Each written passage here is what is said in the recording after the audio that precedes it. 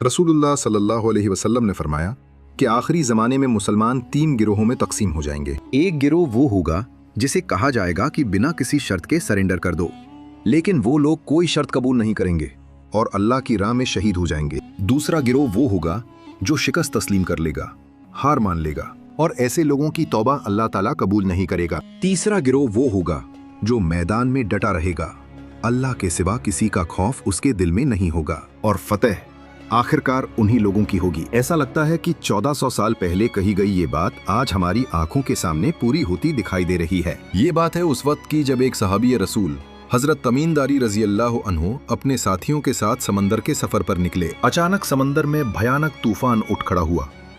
तूफानी लहरें उनके जहाज को इधर उधर उछाल रही थीं। कई दिनों तक तूफान थमने का नाम ही नहीं ले रहा था। आखिरकार एक दिन सूरज ढलने के बाद वो लोग एक सुनसान और वीरान जजीरे पर पहुंचे, जहां दूर दूर तक कोई इंसानी आबादी नहीं थी। जैसे ही वो लोग किनारे पर उतरे, उनका सामना एक अजीब जानवर से हुआ। उसके पूरे जिस्म पर इतने ज्यादा बाल थे कि उसे पहचानना मुश्किल था। सहाबा ने उससे पूछा, तू कौन है?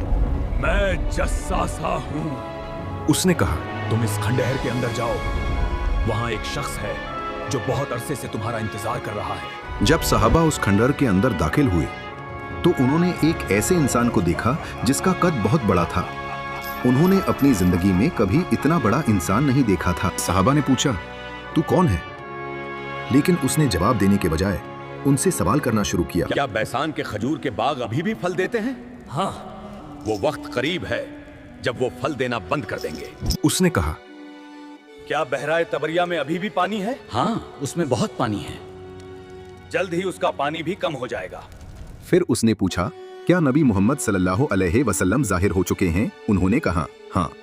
ये सुनते ही उसने ऐसी बात कही कि सब हैरान रह गए। उसने कहा, सुन लो, मैं मसीह दज्जाल हूँ और वो वक्त करीब है जब मैं इस कैद से आजाद हो जाऊंगा। फिर मैं पूरी दुनिया का सफर करूंगा, हर शहर में जाऊंगा सिवाय मक्का और मदीना के। ये सुनकर सहाबा फौरन वहां से निकल आए। जब हजरत तमीनदारी रजी अल्लाह अन्हु मदीना पहुंचे तो उन्होंने पूरा वाकया रसूलुल्लाह सल्लल्लाहु अलैहि वसल्लम को सुनाया। ये सुनकर आपने फरमाया, ये वही दज्जाल है जिसके बारे में तुम्हें पहले से आगाह करता आया हूँ। फिर आपने कहा, जब दज्जाल का फितना जाहिर हो तो सूरह कहफ की पहली 10 आयतें कसरत से पढ़ा करो।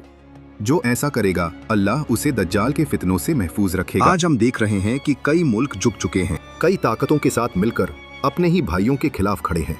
ऐसे वक्त में सवाल ये है, क्या हमारा ईमान इतना मजबूत है कि हम दज्जाल के सामने भी अपने ईमान पर कायम रह सकें?